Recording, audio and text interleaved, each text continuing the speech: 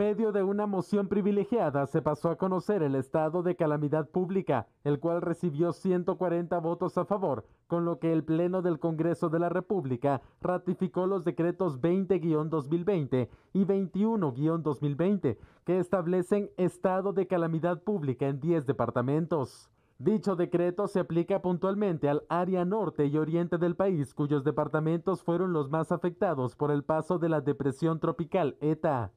Es importante destacar que la Coordinadora Nacional para la Reducción de Desastres, CONRED, ha reportado que 372.053 personas han resultado afectadas y actualmente se registra el deceso de 44 personas y más de 15.000 personas ubicadas en 122 albergues. Los departamentos donde se inició con esta disposición legal por medio del decreto 20-2020 desde el pasado jueves 5 de noviembre son Izabal, Petén, Chiquimula, Quiché, Alta Verapaz, Zacapa, El Progreso, Jutiapa y Santa Rosa.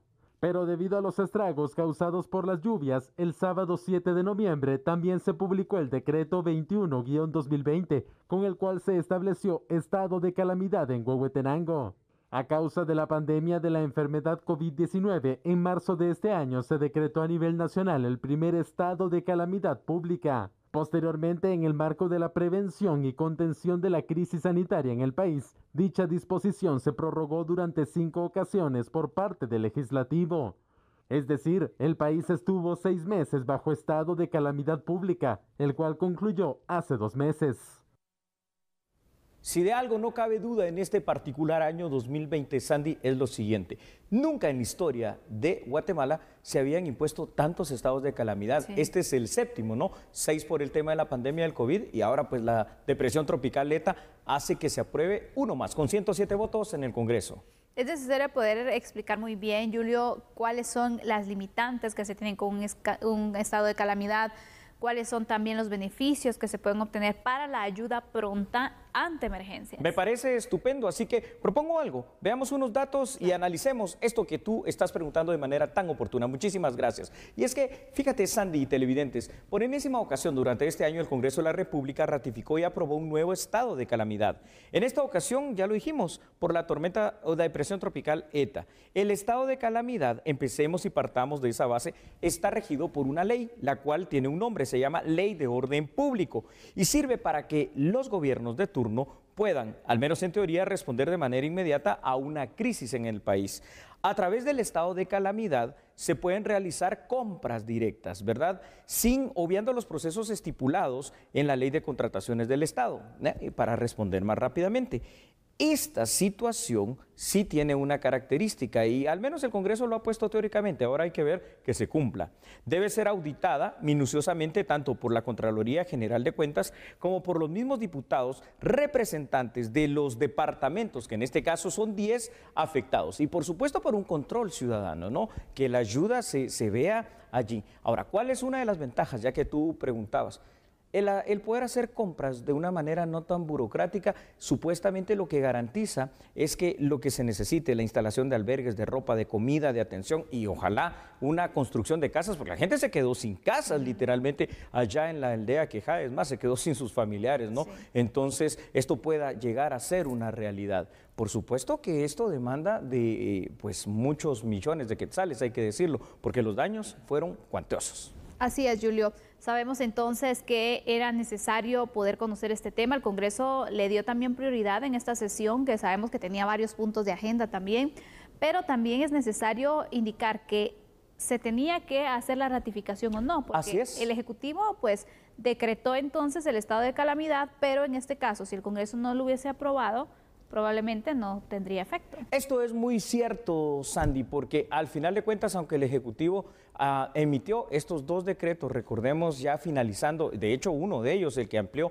a Huehuetenango para que sean 10 departamentos en estado de calamidad, lo hizo el mismo fin de semana, el Congreso de la República pues no logró reunirse, ¿no? de manera de sesión extraordinaria y es hasta hoy en sesión, digamos que no ordinaria, pero sí con un poquito de destiempo, logró venir y ratificar el estado de calamidad. ¿Qué hubiera pasado? Entonces, simple y sencillamente, esto no sería posible ni efectivo. ¿Cuánta vigencia tiene? 30 días. Y en esos 30 días, el Estado de Guatemala, a través del Poder Ejecutivo, pues debe hacer todas las acciones que sean necesarias y requeridas para poder atender de buena manera la emergencia. Ahora, ¿qué pasa si esos 30 días no alcanzan? Bueno, el estado de calamidad para estos 10 departamentos por el tema de la depresión tropical ETA puede ser ampliado. Así es, y tiene que ser nuevamente ratificado por el Congreso para que continúe así, pues teniendo efecto. Es necesario, Julio, conocer también cuáles son las medidas de transparencia que se establecen en un estado de calamidad, porque recordemos que los estados de calamidad a veces, bueno, no son de toda la confianza de la población también. Sí. Sí, claro que sí. Es que esto es muy importante. Entonces, aquí estamos hablando del tema de la auditoría. ¿Y sabes qué es lo que pasa? Que muchas veces el mismo ciudadano no le ha dado importancia a ese poder que delegó en las autoridades. ¿Me permites entonces en el tema hablar también y ampliar con ciertos datos que son interesantes e importantes para que usted los analice? Vea lo siguiente, por favor, y escuchen. De conformidad a la Ley de Orden Público, la vigencia máxima de un estado de excepción, como es el estado de calamidad, es de 30 días. Ya lo dijimos, probablemente renovables. Es necesario, lo que decía mi compañera Sandy Monroy, insistir en la importancia de la fiscalización del uso de los recursos, y para ello también el papel de los ciudadanos es muy importante. ¿Cómo? A través de la Ley de Acceso a la Información Pública, la cual es un derecho humano para empezar. Evidentemente, en lo que va del año, los anteriores estados de calamidad aprobados por el Congreso ha sido un apoyo para la respuesta del Ejecutivo en los temas del COVID. Hoy tiene que serlo también de manera pronta, efectiva, eficiente y eficaz para los damnificados de la depresión tropical ETA.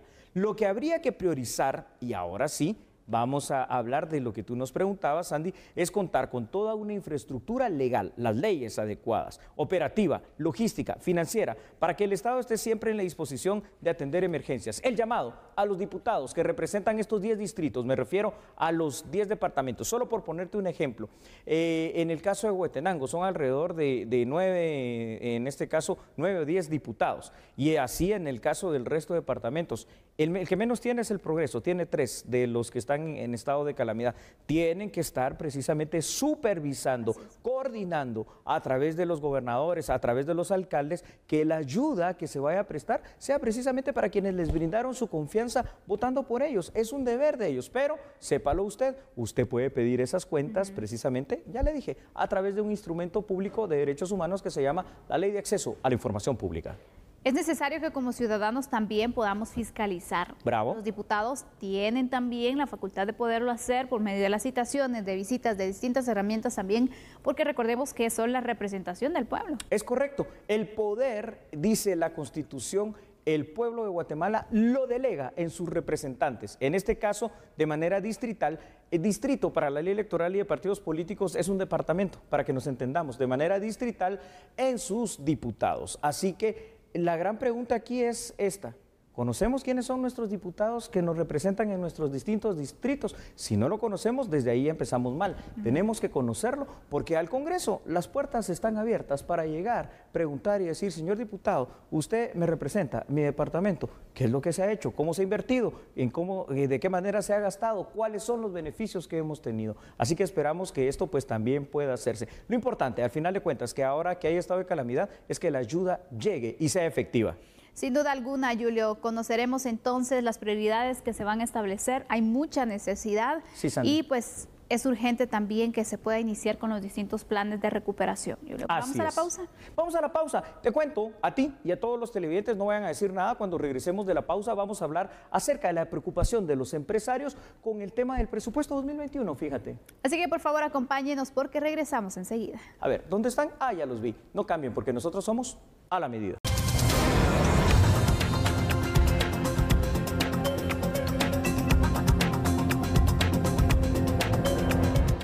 El CACIF sugirió la reducción en techo presupuestario para el 2021 respecto al proyecto de presupuesto general de ingresos y egresos para el próximo año. Además, señala que es importante que el Congreso apruebe un presupuesto general, ya que ello confiere certeza, coherencia y orden en las finanzas públicas. Según el CACIF, el nivel del déficit fiscal que está planteando en el proyecto de presupuesto presentado por el Ministerio de Finanzas Públicas compromete el manejo prudente del nivel de endeudamiento, por lo que debe debe replantearse. Entre las medidas que la entidad plantea están reducir el techo presupuestario, recortando gastos superfluos y priorizando también la inversión en salud, educación y seguridad. Presupuesto 2021, ¿verdad? El más alto y más grande que el Estado de Guatemala en alguna ocasión ha solicitado, Sandy. Estamos hablando de aproximadamente 99.700.000 quetzales. Esto es un récord realmente, ¿verdad? Y aparte recordemos que aquí también se debe incluir los 4.500 millones de quetzales que en todo caso irían para el tema de la atención, como se tenía previsto inicialmente, para el COVID-19. No sé si ampliará esto para el tema de ETA. Delicado el tema de presupuesto siempre que se habla de él. Totalmente, Julio. Sabemos que es un tema muy importante, pero sobre todo porque ahora hay distintos temas, distintas emergencias que hay que agregar dentro de las prioridades a considerar en el tema de los fondos públicos. Es correcto, Sandy. Así que propongo algo. Aquí atrás en pantalla va a ver usted como nuestra producción, ahí lo tiene, están estos datos. Y empecemos conociendo al menos algunas de las recomendaciones que yo creo que es conveniente revisar propuestas por el CACIF. Primero, el CACIF propone reducir el techo presupuestario, recortando gastos, ya lo dijo Sandy, que sean catalogados como superfluos y priorizando la inversión en tres grandes aspectos: salud, educación y seguridad. También se propone establecer mecanismos de control del gasto público para poder tener la certeza que los fondos se ejecuten con transparencia y con eficacia. Y también el CACIF propone garantizar que se respete la ley orgánica del presupuesto. Bueno, deberían respetarse todas las leyes realmente. Que entre otras cosas, escuchen por favor ustedes esto, manda a no utilizar deuda para gasto corriente. Y aquí yo quiero recordar algo, es decir, dentro del presupuesto propuesto para el año 2021, el 33% del mismo está financiado con deuda. Y aparte de esto, falta conocer también cuál es la proyección, cuáles son las políticas que se van a tener en cuanto a la recaudación fiscal, porque de esto va a depender también, Julio. Podemos tener un presupuesto pues elevado conforme o comparado con los otros años, pero también si hay un plan que sea fuerte en cuanto a la recaudación fiscal, que se pueda financiar, cuántas cosas no se harían. Que hay necesidad en nuestro país, hay. Que hay rubros que son relevantes y a los cuales se le tiene que dar prioridad, hay, pero hay varios también. Es que y esa es la situación. Ahora tenemos dos emergencias, la pandemia, lo que ocurrió también con esta depresión tropical. Entonces, necesidades presupuestarias existen. ¿A qué se le va a dar prioridad?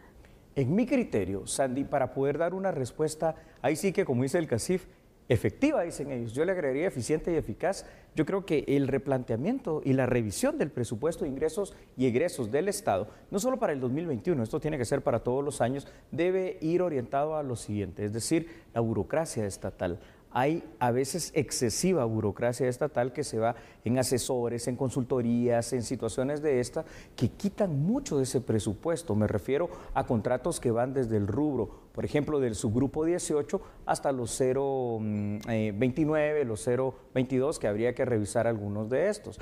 Ahora, ¿qué es lo que sucede? Si disminuimos un poco o bastante esta burocracia, vamos a tener más dinero para algo, porque hay instituciones que utilizan hasta el 80% de su presupuesto en eso, en los gastos administrativos, que es el pago de salarios y todo esto. Lo que hay que reducir es en ese momento el Estado y ampliar, y ahí estoy de acuerdo con CACIF, ampliar lo que es la inversión en todos los rubros prioritarios que ya todos los conocemos. Esa podría ser una buena solución, pero tal y como estamos, a 19 días de que se apruebe el presupuesto, no estoy seguro que esto vaya a dar tiempo.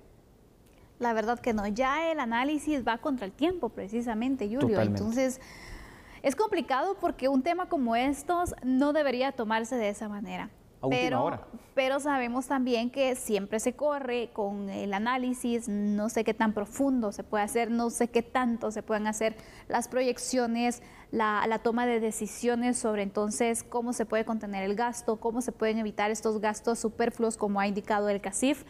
No sé qué tan profunda vaya a ser la discusión, Julio, pero lo que sí es cierto es que vamos entonces en cuenta regresiva. El 30 de noviembre tiene que estar aprobado el presupuesto y si no, pues queda vigente el de este año, 2020. Ahora, un dato, antes de que pasemos a otros datos, valga la redundancia de la terminología. a través de la deuda pública. ¿Sabe cuál es la situación real que tenemos para el futuro de nuestro país?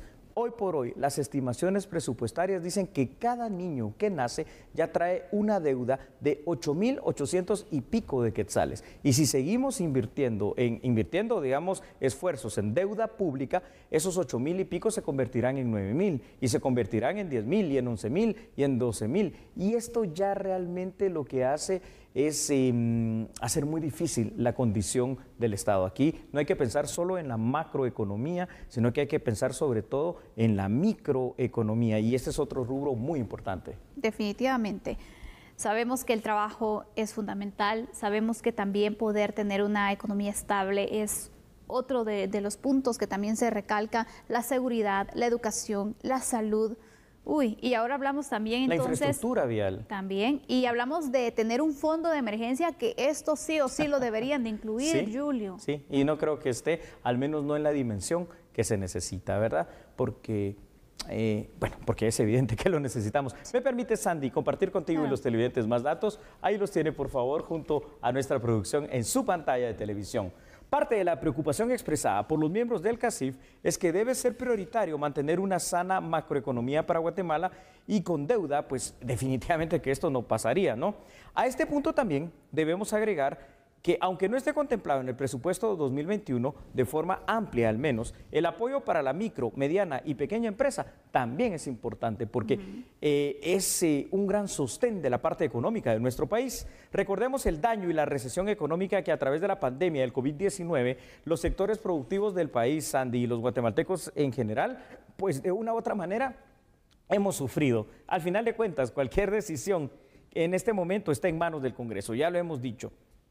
Ya que siempre existe el riesgo, y esto tú lo has apuntalado muy bien, de que el presupuesto, al punto que estamos, a 19 días de ser aprobado, ni se apruebe, ni se modifique y se deje el mismo. ¿Qué será mejor? ¿Un presupuesto ampliado, el más grande que ha pedido Guatemala en toda su historia? ¿Un presupuesto igual al del 2020? ¿Qué hacemos? Las emergencias ahí están, las necesidades ahí están. La cosa es cómo se pidió, cómo se planteó y cómo está estructurado este presupuesto del que tanto estamos hablando en esta noche. Para atender las emergencias y necesidades del país, sin duda alguna, se necesita un presupuesto mayor, Julio. Sí. Pero aquí el papel fundamental va a ser para la SAT. Exacto. Y sabes lo que hablamos también en una ocasión, que hablamos también del análisis del presupuesto.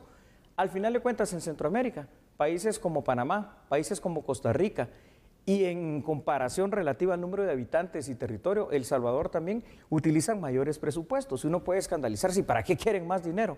La cosa es que este presupuesto sea bien utilizado en la inversión, en la obra pública y en el beneficio precisamente para los guatemaltecos, que sea visible, que sea palpable y que sea evidente, ¿no? Pero sobre todo también que se pueda financiar, Julio, porque demasiada deuda tampoco es tan recomendable. No. Estamos empeñando tu futuro, su futuro, el futuro de sus hijos, el futuro de sus nietos. Entonces, ahí es donde hay que replantear. Por eso, la reducción tal vez no sea en cantidad, la reducción tal vez, si esa es parte de la gran solución, sea en el número de burocracia. Así es, y también establecer entonces esos controles del rendimiento del gasto público también. Evitar entonces esos gastos innecesarios, estos gastos que deben irse priorizando. Cada institución también tiene que hacer lo suyo, Julio, para que de esta manera se pueda, pues, bien utilizar los recursos. Empecemos por cosas simples y con esto vamos a finalizar. Te pregunto, ahí en el escritorio del lado derecho está tu celular. ¿Pagas tú tu celular o te lo paga alguien? Yo lo pago. ¿Y por qué los funcionarios públicos no empiezan con cosas tan simples como pagar su teléfono celular, como pagar su gasolina, como poner su propio vehículo? Porque yo creo que todos lo hacemos y así deberíamos de ser todos, absolutamente todos. Bueno, así está la discusión. Veremos qué pasa. ¿Logrará el Congreso aprobar un presupuesto? ¿Cuáles serán esas enmiendas? Porque siempre se hacen algunas enmiendas.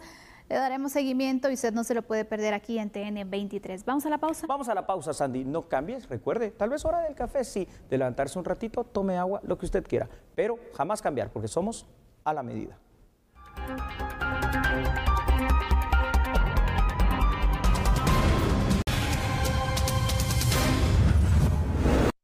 Gracias por estar en sintonía de A la Medida acá por TN23. Vamos a la información. Dando continuidad a la creación de las denominadas oficinas de agua y saneamiento, hoy se celebró una reunión con el fin de afinar algunos detalles para que su funcionamiento sea óptimo. Vea la información aquí en A la Medida.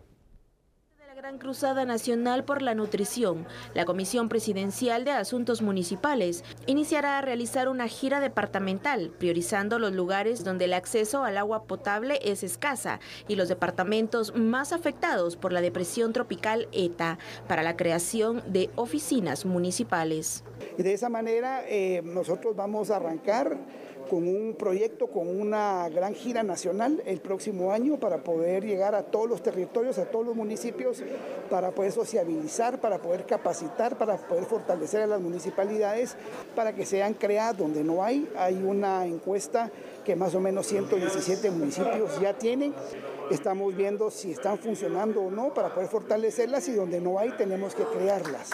Y de esa manera vamos a lograr los objetivos que se buscan, que es la dotación de agua en la calidad y en la cantidad requerida. Entre familias que tienen acceso a servicios de agua con desnutrición es muy alta. Entonces, si las familias tienen acceso a servicios de agua, mejoran su nutrición, mejoran su salud, y en términos generales, por cada quetzal que se invierte en agua o en saneamiento y en educación, en salud e higiene, se gana 19 quetzales, alrededor de 19 quetzales se evita de inversiones en salud y en otras cosas. Las líneas de acción establecidas tienen 5 prioridades: reducir la morbilidad y mortalidad materno-infantil, prevenir la desnutrición crónica, fortalecer los servicios de salud, promover la seguridad alimentaria y prevenir las enfermedades infecciosas y crónicas. La Comisión de Educación del Congreso dictaminó favorablemente una iniciativa que busca incrementar a 6 quetzales por día el costo de la refacción escolar para los estudiantes de la educación pública. La iniciativa 5829, que busca reformas al decreto 16-2017, Ley de Alimentación Escolar, ya cuenta con las firmas de la Comisión de Educación para dictaminar favorable la propuesta y ser presentada ante dirección legislativa. Esta iniciativa busca fortalecer el aporte de alimentación escolar para cada niño, que actualmente es de 4 quetzales a 6 quetzales, y que presenten un incremento porcentual año con año. Otro de los artículos también busca priorizar la agricultura familiar de las áreas rurales para la adquisición de alimentos dentro de los programas estatales creados para garantizar una alimentación saludable de los menores. Es decir, que las organizaciones de padres de familia podrán ampliar el marco de compra, siempre en beneficio de las comunidades a nivel departamental. En 2019 fue presentada una iniciativa de ley similar para incrementar el valor de alimentación escolar por niño, la cual también obtuvo dictamen favorable y está pendiente de ser conocida ante el Pleno del Congreso de la República para su aprobación. ¿Sabe usted que en el sur de México se celebra el denominado Buen Fin? De hecho, los comerciantes mexicanos de la zona fronteriza siguen esperando y esperan realmente la llegada de los guatemaltecos. ¿Por qué? Porque generan una derrama importante para ese país. ¿Quiere ver la ampliación de esta noticia? Aquí la tiene, en A la Medida. Pero, ¿por qué es de interés la visita de guatemaltecos, en especial hacia Tapachula? Pues se estima que generarían en 12 días una derrama económica de 250 millones de pesos. Siempre, sobre todo en la frontera, esperan con los brazos abiertos guatemaltecos. Y no solo el fin de semana, todo el año. Si uno va a averiguar con los comercios en México, obviamente están esperando muy ansiosamente que los guatemaltecos vayamos allá a comprar eso de plano. Es el negocio de ellos, es vendernos. Y la ventaja de nosotros es comprar si el precio está bien. Entonces los precios hoy día en México obviamente favorecen. Entonces la gente, como siempre, baja. Cuando hay ofertas, baja. Entonces hay que ver si este año va a ser lo mismo o no. Me luce como que tienen sus dudas y por eso lo están extendiendo, pero esa es cosa del comercio, ¿verdad? Del comercio de México. Empresarios mexicanos fronterizos proyectan, a pesar de la pandemia, una visita de cerca de 50,000 guatemaltecos a diversos comercios, lo que contribuye a la reactivación económica de ambos países. El Buen Fin es un evento en donde diversas empresas ofrecen descuentos a sus productos. Este evento finalizará el próximo 20 de noviembre. Y bueno, llegamos al final de este programa. No queremos despedir sin antes saludar a Jeffrey, nuestro compañero de producción, quien hoy está de cumpleaños. Así que felicidades, Jeffrey, que la pases muy bien. Valoramos mucho tu esfuerzo. Gracias, Jeffrey, porque a través de tu trabajo, de tu esfuerzo, Noche con noche, acá completamente en vivo por TN23 y su programa A la Medida, tenemos este sonido extraordinario. ¿Qué le digo a usted en casa? Nos vamos, pero regresamos. Chao. Adiós, feliz noche.